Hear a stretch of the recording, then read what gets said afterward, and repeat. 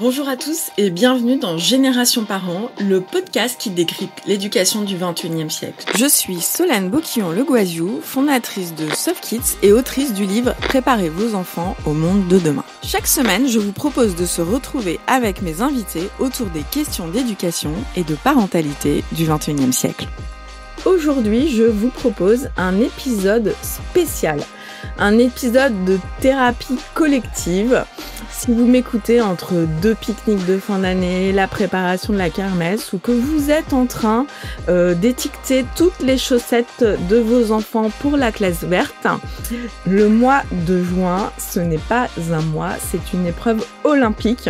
Et pour parler de cette charge mentale parentale XXL, j'ai à mes côtés Barbara Meyer, qui est une habituée de Génération Parents, l'autrice du livre J'arrête d'être débordée et experte dans les stratégies pour sortir la tête de l'eau. Salut Barbara.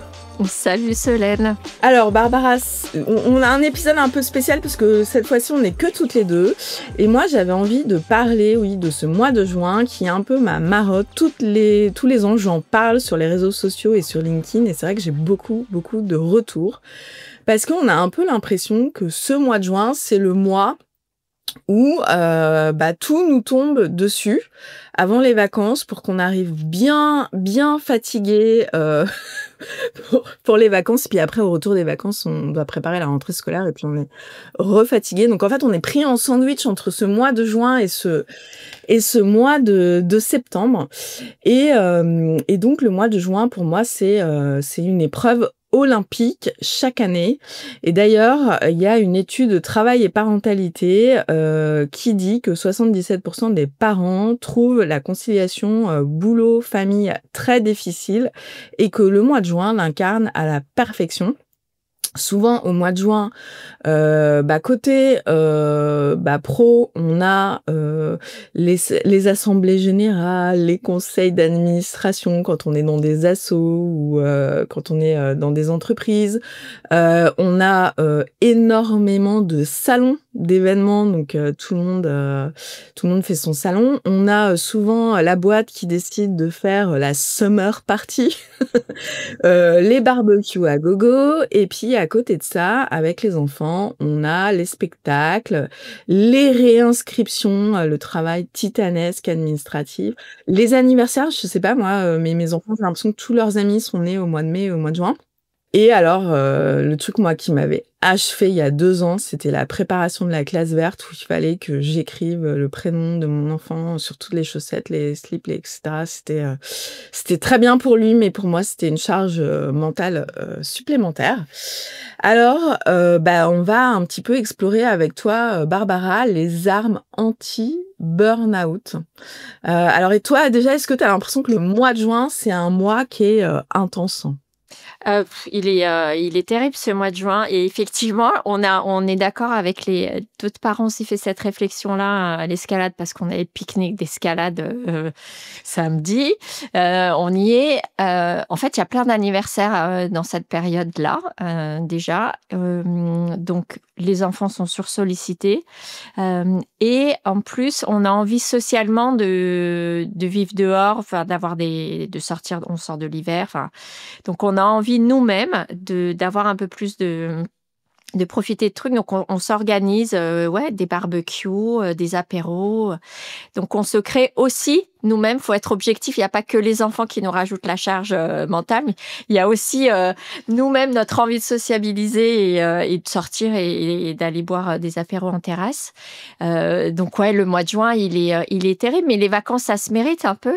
Donc, j'ai envie de dire, faut y arriver. La première astuce, soyons très clairs, la première astuce, c'est ne partez jamais faire des randonnées le J+1 de vos vacances, quoi. Si on anticipe un peu, on arrive tous crevés, tu l'as bien dit, on arrive crevés en vacances. Et souvent, on s'organise des vacances, surtout que si on ne prend que 2 semaines ou une semaine, on fait en sorte qu'on optimise nos vacances. Mais s'il n'y a pas de sas de décompression, c'est... Donc déjà, anticiper sur vos vacances parce que la perspective, quand on est dans le dur comme ça, là, je trouve que d'avoir une perspective de repos, c'est vachement bien. Et heureusement, il y a des grands ponts quand même. Oui, alors là, on va avoir quelques ponts, on va avoir la Pentecôte, mais tout le monde ne l'a pas. Mais du coup, moi, je voulais qu'on explore un petit peu des astuces. Moi, tous les ans, j'essaye de trouver des astuces, d'anticiper un maximum, de partager quand on peut partager. Entre parenthèses, j'envoie toute ma force et mon courage à toutes les familles monoparentales où souvent le parent doit tout faire tout seul. Mais quand on n'est pas en famille monoparentale, il faut quand même essayer de partager tout ça. Alors, côté pro, moi, plus les années passent et plus j'essaye vraiment de filtrer toutes ces conférences, ces soirées auxquelles je suis invitée, d'essayer de voir vraiment ce qui a de la valeur ajoutée pour moi. Est-ce que savoir qui y sera, parce que bon, c'est sympa quand on peut retrouver des amis, mais si on va à une conférence pour aller à une conférence ou à une soirée ou juste parce que on se dit: «Ouais, non, il faut y être» et on fait tapisserie, enfin, je sais pas toi, comment tu fais le tri toi entre toutes ces sollicitations professionnelles qu'on peut avoir en fin d'année? Bah, l'astuce que tu viens de donner, elle est très bonne. C'est d'un point de vue network, s'il faut être performant. Moi, j'essaye effectivement de penser ROI. C'est quoi le ROI de chaque chose que je fais? Le retour sur investissement. Retour sur investissement, c'est-à-dire si je vais à un événement, s'il y a que des copains et des copines de mon network, j'y vais pas Mmh mh. parce que je peux les voir par ailleurs ou je sais que je vais les voir dans un autre événement. Donc vraiment, je me dis j'y vais si j'ai quelque chose en retour. C'est-à-dire, il faut aussi bien estimer le coût de fatigue. Ça, vraiment, c'est est-ce que ça me rapporte quelque chose et combien ça va me coûter? C'est comme organiser une fête à la maison. C'est voilà, le coût, le rapport coût-investissement. Et là, sur les événements de fin d'année, c'est vraiment ça. C'est est-ce que vraiment l'effort que je vais mettre pour y aller, est-ce que c'est loin, est-ce que c'est pas loin, est-ce que ça me fait me coucher tard, est-ce que nana. Tout ça, il faut le créer. La petite astuce, c'est quand on enchaîne comme ça tous ces événements, l'astuce bien nette, c'est éviter l'alcool parce que ça fatigue et que là, au mois de juin, on arrive déjà bien crevé. Donc, moi, c'est mon astuce en événement pro. Je touche pas d'alcool. Je rechigne pas sur le. Je suis pas encore passée au non-alcool, mais du coup, voilà, je fais attention à ça. Et puis, est-ce que ça va me rapporter? Est-ce qu'il y a des gens sur la liste que j'ai jamais vus? Si je les vois, est-ce qu'il y a un intérêt pro pour moi ou pas? Ou si c'est juste, les Américains, ils appellent ça schmoozer, tu vois, tu y vas, tu schmouzes un peu. Mmh. Bon, autant schmouzer dans son canapé.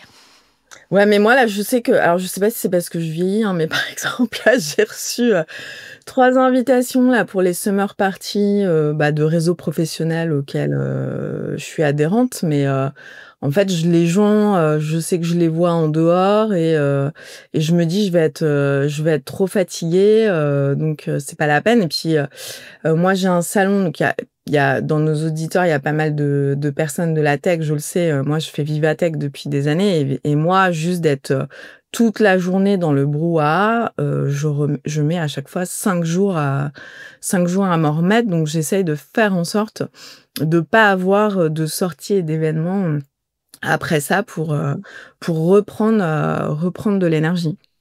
Alors Vivatech, ouais, moi je le fais en demi-journée. Je reste pas toute la journée dans l'environnement et effectivement, je rencontre les gens à l'extérieur. C'est pareil, j'essaye de penser un peu à ma fatigue mentale et physique et donc du coup, je préfère rencontrer les gens à l'extérieur en disant vous sortez, on se boit un café à l'extérieur, c'est quand même mieux. Donc espérons qu'il fasse beau. Mais il y a une chose que tu soulignes, c'est d'abord on vieillit, donc on est invité à plus de trucs. Je sais pas si c'est ça ou si c'est parce que du coup on a dit oui à des événements, qu'on nous a vus à des événements et donc ça fait un effet boule de neige. Je pense que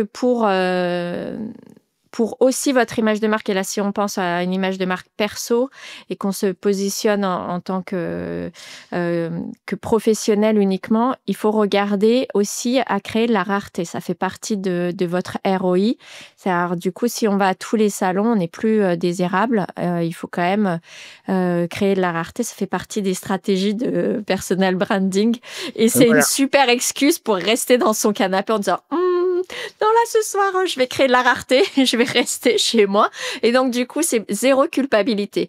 Et surtout, zéro culpabilité parce que, en fait, il y a plein d'événements. Donc, il faut vraiment pas se culpabiliser si on va pas à un événement et qu'on privilégie l'autre. Et je trouve que c'est là le plus important, c'est de trouver votre équilibre perso entre les anniversaires, les soirées à la maison, parce que en plus c'est la fin de l'année, les enfants sont fatigués, il y a les tests de fin d'année, il y a les orientations, il y a les changements d'école, donc il y a plein de dossiers à faire, les brevets, les bacs, enfin on est quand même aussi intellectuellement hyper sollicité. Donc autant ne pas aller à un événement là encore, aller aux événements pro quand vous êtes en forme. N'y allez pas si vous êtes crevé parce que ça va vous desservir. Si vous buguez toutes les 3 secondes, que vous avez une charge mentale de fou, que vous n'êtes pas capable de tenir une conversation sans bâiller 3 fois, ben pareil, restez chez vous. C'est quand même faut vraiment vraiment se poser les questions. Ouais. Et moi je pense que ça passe par déjà la première chose, c'est prendre une feuille et noter tout ce qu'il y a dans ce mois de juin. Tout ce qu'il y a à faire. Donc tu l'as dit, mais moi par exemple j'ai une liste. J'ai plusieurs. L'année dernière, mes fils au mois de juin à eux 3, il y avait 12 anniversaires. Donc j'ai acheté à peu près les mêmes cadeaux à tout le monde en 10. Et là, j'avais un de mes fils, il avait un anniversaire, on a été prévenu le mardi pour le samedi. Il me dit, ah, mais il faut acheter un cadeau. Je fais, mais il est déjà acheté. En fait, j'ai toujours des cadeaux d'anniversaire d'avance. Donc déjà, ça, c'est le truc à faire. Après, il y a tout ce qui est réinscription. Donc moi, ça y est, là, j'ai reçu mail, réinscription à la piscine, test de nage, machin, etc. Ça, moi, j'essaye de vraiment diviser. Et moi, mon mari, il est en charge de toutes les réinscriptions périscolaires, activités sportives, etc. Et moi, je gère plus l'agenda du quotidien et les inscriptions pour les vacances, pour les activités des vacances. Donc, on essaye vraiment de séparer parce que sinon, en fait, tu passes ta vie à remplir des papiers. Et quoique je trouve que ça s'améliore, parce que maintenant, on a de plus en plus de réinscriptions en ligne. On n'est pas obligé de faire la queue pendant des heures. Après, ça dépend des clubs sportifs, des mairies, etc. Et après, là, moi, hier, j'ai reçu le papier de la kermesse qui veut bien tenir les stands et il y a telle soirée et puis il y a la répétition et il y a le spectacle bidule et le théâtre. Donc, en fait, quand on a des enfants en maternelle primaire, on a toute cette logistique de kermesse, de goûter d'anniversaire, de spectacle de fin d'année où, en fait, il faut mettre tout ça noir sur blanc. Et puis, quand on a des enfants au collège et au lycée, et là, on a toute l'orientation, le coaching des enfants pour leurs examens, les révisions, les aider, les accompagner dans la gestion du stress, etc. Donc, est-ce que là-dessus, t'as des tips pour ceux qui ont des enfants là qui vont aussi passer le brevet ou passer le bac français ou le bac tout court ou même tous ceux qui passent les BEP, les CAP, etc. Il y a 2 choses dans ce que tu dis. Il y a la perception d'être surmené. C'est-à-dire que effectivement, au mois de juin et au mois de septembre, on se prend une espèce de tsunami. Et donc, de fait, sans avoir rempli sa to-do list, on se sent submergé. Et donc, je pense que c'est cet état de surmenage et cet état émotionnel qui nous rend stressés, un peu angoissés et sur lequel il faut un petit peu bosser et un petit peu se détacher. C'est qu'est-ce que je prends, qu'est-ce que je suis capable de prendre comme charge, est-ce que je ne suis pas capable de prendre comme charge. Si au boulot, je suis dans l'état qu'on décrit, où on est déjà surmené, du coup, les managers, on a des mid-review, etc. Donc, si on est déjà dans cette phase-là au boulot, on se dit à la maison, est-ce que je suis capable de quoi je suis capable de m'occuper ou pas, et prioriser. Et donc là, prioriser les enfants qui en ont le plus besoin et qui sont eux-mêmes en état de stress parce qu'ils ont des examens, etc. Là, il y a 2 cas de figure et on le voit, il y a les cas de figure des enfants qui sont hyper stressés. Donc, les parents, il faut faire un jeu de balance. Alors, du coup, il faut apporter de l'apaisement, du réconfort et des encouragements. Et puis, il y a des enfants qui semblent pas stressés ou tout glisse. Ceux-là, c'est les plus difficiles à percer parce que soit tout glisse parce qu'ils internalisent et ils sont tellement stressés qu'ils ne sont pas capables de l'exprimer, soit... Effectivement, ça arrive. Tout glisse parce que tout glisse, mais tant mieux pour eux, j'ai envie de dire, parce qu'ils se retrouveront jamais dans notre situation à se poser la question de pourquoi ils sont sous l'eau. Donc c'est un peu... j'ai envie de dire, chaque enfant a son profil et le parent, il doit s'ajuster. Et quand on en a plusieurs et quand on a des jumeaux, et tu le sais très bien, moi j'ai 2 jumelles, on a une, ça glisse, et puis il y en a une, elle est plus stressée. Donc il faut trouver la bonne balance. Je pense qu'il faut vraiment s'accorder des temps de non-charge mentale. C'est là où il faut, même si sortir, on en a parlé dans un épisode précédent, mais sortez, marchez, même avec vos ados qui veulent pas marcher, etc. Vraiment, un tour du parc, ça fait tout. Pour eux aussi, il faut vraiment réécouter cet épisode parce que c'est un endroit hyper sain, hyper serein pour eux, pour vous, et puis c'est une rupture. On sort de chez soi. Et 2, il faut se déléguer si vous pouvez. Et tout ne coûte pas de l'argent. C'est-à-dire vous pouvez demander aussi à vos copains de parler à vos enfants pour les soulager. Vous n'êtes pas obligé de payer des coachs. Moi, j'ai des copines sur qui je peux compter en disant passe un petit coup de fil à Céleste, fais un petit message à Colombe, voilà, pour passer des petits messages subliminaux de support, d'encouragement, etc., qui seront plus écoutés que les nôtres. Parce qu'il y a un moment donné, on les saoule.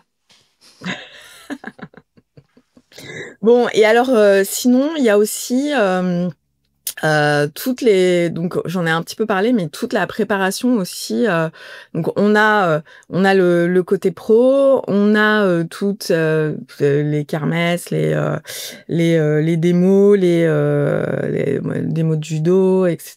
Le spectacle de danse. Et puis on a aussi cette petite musique là de est-ce que tout est calé pour ces 8 semaines de vacances où faut que j'occupe les enfants qui sont des 9 voire 10 semaines pour certains lycéens et collégiens. Donc est-ce que tu as des astuces là pour toute cette période? Comment est-ce qu'on anticipe? Qu'est-ce que tu vois comme astuce? La première, c'est le retour de l'ennui. Il faut vraiment pas avoir peur de s'ennuyer. Là aussi, on en avait discuté. Il faut pas avoir peur de s'ennuyer parce que l'ennui, c'est aussi la créativité, etc. Privilégier des temps de famille pour ceux qui ont la chance d'avoir des grands-parents, etc. Là, c'est faudrait inviter des grands-parents une fois pour avoir leur perception du chic ouf, chic ils arrivent, ouf ils repartent. Parce que... j'ai été interviewée sur un autre podcast là qui va sortir mi-juin avec des Bordelais la semaine dernière, justement sur les vacances et comment on gère, etc. Et moi, ce que je préconise, parce qu'en fait, on voit très bien les parents se sentent de plus en plus seuls. Et je pense qu'il faut pas hésiter, à solliciter, l'entourage pour avoir les enfants qui vont à droite, à gauche. Moi, mes enfants, ils sont aussi bien avec mes parents que des fois avec mes frères. Là, je sais, je prends un copain avec moi, mais mon fils, il peut aussi aller chez un copain avec ses parents. Et en fait, essayer de retourner sur, ce village où on peut un petit peu, souffler et en fait, se dire, dire à mes frères: «Bah, je prends, mon neveu et ma nièce et puis toi, la semaine d'après, c'est toi qui les prends tous» Mmh. et puis comme ça, en fait, on essaye de tourner et de s'entraider, en fait. Ouais, puis quand les enfants, quand ils sont ensemble, ça demande un minimum d'attention. Ils s'amusent hyper bien. Sans nous, en vérité, on se dit tout le temps que on se met pareil, on se met des objectifs en se disant, bon, on va leur faire ça, ça, ça, ça, ça, visiter ça. Le matin, on fait la plage. À midi, on fait le lunch. L'après-midi, on fait du basket. Nana. Ouais, je pense qu'il faut se baisser nos exigences d'occupation et d'éveil de nos enfants. Faut les laisser jouer dehors et s'amuser, s'ennuyer, découvrir par eux-mêmes. On se surprend tous. Enfin, j'ai une sœur qui est comme ça. C'est du matin où on se lève, au soir où on se couche, il y a des trucs, quoi. Tout est chronométré. Faut aller découvrir la gorge truc, visiter la grange machin, aller chercher les œufs là-bas. Et en fait, faut s'accorder du temps. L'art de la sieste, l'art de rêver, etc. Il faut qu'on redécouvre tout ça pendant les vacances, je pense, notamment pour se couper du rythme dont on parle, spécifiquement au mois de juin, qui est très spécifique à ce mois de juin, mais qui est en vérité qui est valable toute l'année. Et alors moi, il y a un truc dont j'aimerais bien parler, c'est, le côté je déculpabilise, cette année, la kermesse, je tiendrai pas de stand, je suis pas obligée de faire, 10 gâteaux, et cetera. Alors c'est vrai que c'est bien, d'aider, de partager, et cetera, mais le truc dont on se rend compte et moi je sais que j'ai, géré une crèche parentale associative pendant 6 ans, c'est toujours les mêmes qui préparent, le goûter, c'est toujours les mêmes qui rangent, et donc des fois, on peut aussi se dire: «Ah cette année, par exemple, je dois gérer, mon aîné qui passe le brevet, donc du coup, je vais pas, forcément, faire la pêche à la ligne, de la kermesse, du plus petit, qui est en CE2, quoi». Ah, toi, qu'est-ce que tu recommandes, enfin, sur cette partie, je déculpabilise, quoi? Parce que, en plus, toi, tu as été aux États-Unis et en fait, on a cette image aux États-Unis des mères parfaites, des parents qui surinvestissent tout, où tout doit être nickel, où tu as fait ton gâteau maison, tes cupcakes, machin, et cetera. Et des fois, il faut savoir quelles sont nos limites et dire: «Bah non, cette année, ce sera sans moi». Les soccer moms, c'est l'horreur. Franchement, c'est une tuerie. C'est vraiment la flèche à la culpabilité. Mais en même temps, les soccer moms américaines, généralement, elles bossent pas. Donc, il faut quand même, OK. il faut quand même se le dire. Et aux États-Unis, elles ont cette particularité. Je fais juste une petite parenthèse pour bien comprendre pourquoi elles se mettent ce niveau-là. C'est que, en fait, tout est professionnalisé aux États-Unis et tout a un sens ROI, business, enfin, tu vois. Et donc, elles prennent le rôle de maman comme si elles prenaient un rôle de manager ou de CEO, quoi. Et elles en font vraiment une mission avec une vision, une mission, et c'est leur job. Donc, tu vois, elles embrassent le rôle de maman comme un job. Et donc, elles s'investissent pleinement. Moi, je pense que la culpabilité, elle se gère parce que il faut qu'on soit conscient de ce qu'on fait, donc, et ne pas regarder ce qu'on ne fait pas. Mmh. Regardez déjà ce que vous faites, tout ce que vous faites, et dites-vous, waouh, j'ai fait tout ça, au lieu de sur votre liste prendre la to-do list et se dire, oh là là, j'ai pas fait ça. Ok, On commence par se dire, j'ai fait tout ça, ok. Je mérite mon repos. Là, je vais me coucher. La suite, je la ferai demain. Et le matin est fait pour qu'est-ce que j'ai à faire aujourd'hui. Mais accordez-vous ces victoires le soir en se disant, oula, j'ai fait tout ça. Ensuite, on fait avec les moyens du bord, c'est-à-dire que peut-être que les mamans qui font des gâteaux, peut-être qu'elles télétravaillent plus que les autres, peut-être qu'elles ont que 15 minutes de métro, vous en avez 45.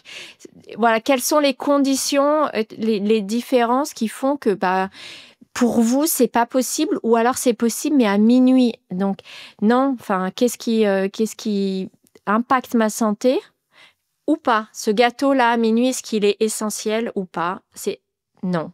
Il y a important et essentiel. Donc, important, c'est que vous soyez en forme le matin, que vous soyez en forme pour la kermesse et éventuellement, vous restez pour débarrasser si vous n'avez pas eu le temps de faire le gâteau. Mais tout est une question d'équilibre et c'est surtout qu'est-ce que moi, à mon niveau, je suis capable de faire? Je me compare pas. La comparaison, c'est la pire. C'est notre ennemi.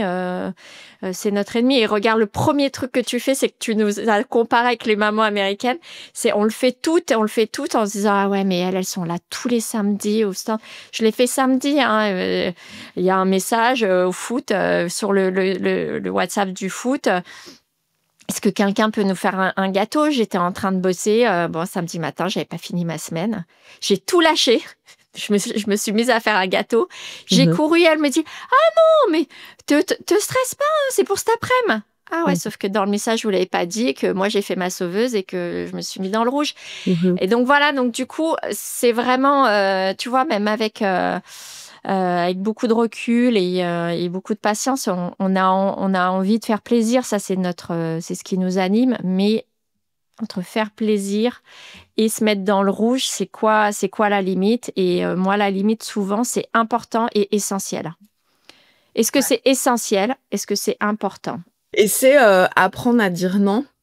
J'en parlais il y a pas longtemps dans un de mes posts du jeudi sur les soft skills. C'est vrai que, enfin, ce que tu dis, ça résonne beaucoup. Moi, je parle pas. Souvent, je parle pas en termes de combien de temps ça va me prendre, etc. C'est plutôt en termes d'énergie. Et je fais très attention au quotidien de voir comment est ma jauge d'énergie. Et je pense que surtout les femmes, où on a appris à être des personnes qui font plaisir aux autres, on va avoir tendance à ne pas dire non, à ne pas dire ah bah non, là je peux pas, je suis trop fatiguée, parce qu'on n'est jamais fatigué, hein. Et donc il faut aussi à un moment s'écouter pour dire ah bah non, mais là en fait ce qu'on me demande, ça va me prendre beaucoup trop d'énergie.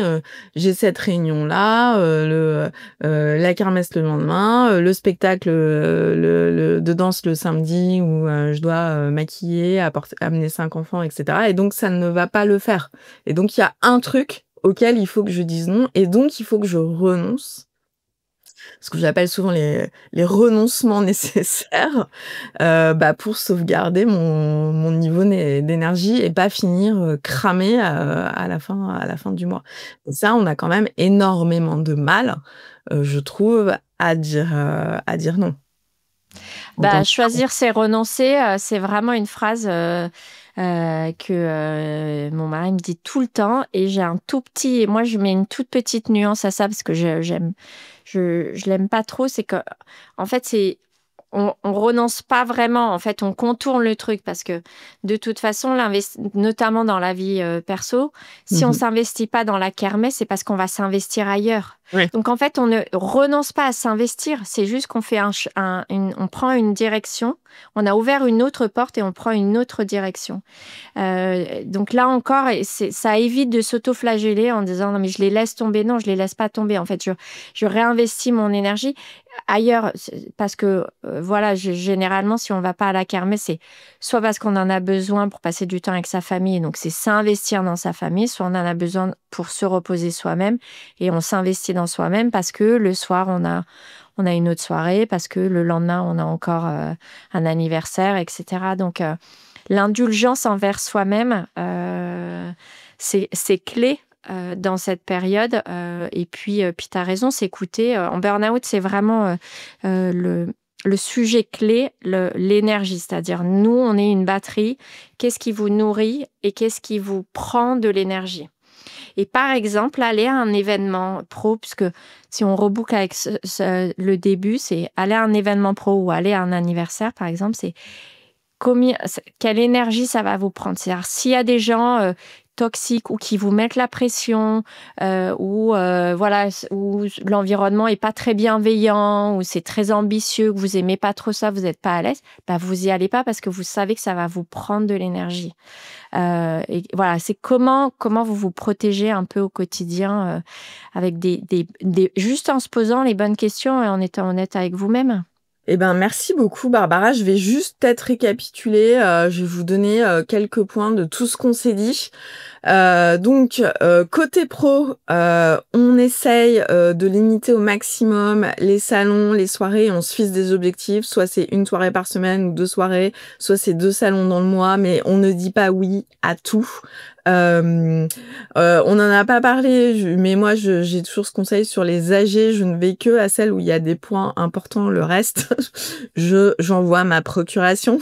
Ça évite de passer des heures sur des sujets pas trop cool. Ensuite, côté perso, j'espère, là on est donc l'épisode il va sortir début juin, essayer d'être sûr de ne pas avoir loupé l'inscription au périscolaire ou aller à la classe verte, etc.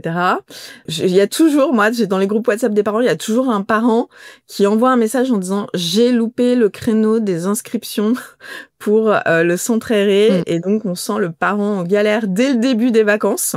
Donc essayez d'anticiper un maximum. Les spectacles, assurez-vous que tout le monde est au courant dans la famille de quand est-ce qu'il y a les spectacles et peut donner un coup de main pour les préparations à droite et à gauche. La kermesse, ne participez que si votre agenda vous le permet et si vous n'êtes pas déjà dans le rouge. Sinon, vous le ferez une autre année. Ne vous inquiétez pas, il y a plein d'années pour faire la kermesse. Vous n'êtes pas obligé de le faire tous les ans. Les préinscriptions, on check tout ça au mois de juin. Et puis on a l'option certificat médical. Donc on passe un petit coup de fil à son médecin, c'est vrai, parce qu'en fait, il faut aussi aller chercher les certificats médicaux. Et puis on essaye de partager ça si on n'est pas en famille monoparentale. Les anniversaires, on achète les cadeaux à l'avance. Si vous avez la classe verte, je vous recommande d'investir dans un tampon encreur avec le prénom de votre enfant pour pouvoir mettre le prénom sur toutes les chaussettes. Et enfin, le calendrier partagé familial est indispensable. Tout le monde doit savoir ce que tout le monde fait au mois de juin parce que c'est un mois hyper chargé. Voilà, est-ce que tu veux rajouter quelque chose, Barbara, dans ces conseils? Moi, je voudrais juste dire aux parents qui se réveillent sur les groupes WhatsApp au dernier moment, qui ont oublié quelque chose, merci beaucoup, parce que quand vous faites ça, en fait, vous rendez service à plein de parents en se disant « Oh yes, on n'est pas tout seul ». Donc... ça vous permet de déculpabiliser, mais oui, vous n'êtes pas seul dans ce mois de juin. Et on peut s'entraider. Et j'oubliais, ça me faisait penser à aussi, il y a le fameux cadeau de la maîtresse, etc., où il y en a toujours un qui doit s'y coller pour faire la cagnotte litchi. Et donc, merci à tous les parents qui font la cagnotte litchi pour les cadeaux de fin d'année. Qui font des gâteaux super bons, parce qu'il y a aussi des gâteaux moins bons, kermesse, faut le savoir. Donc, merci aux mamans douées pour les gâteaux. Voilà, donc on en a fini avec cet épisode pour vous aider à affronter le mois de juin. Donc vous l'aurez compris, on essaye zéro culpabilité, parce que plus vous culpabilisez, plus vous aurez de charge mentale. Donc merci beaucoup Barbara pour cette discussion. J'espère qu'on vous a donné quelques clés pour survivre dans ce grand marathon du mois de juin. N'oubliez pas, vous faites de votre mieux. Et on vous dit à très bientôt pour un nouvel épisode de Génération Parents. Merci. À bientôt. Nous espérons que cette discussion vous a donné des pistes pour accompagner vos enfants face aux défis du 21e siècle. Un grand merci à nos invités. N'oubliez pas de vous abonner à notre chaîne YouTube ou de laisser des commentaires sur vos applications de podcast.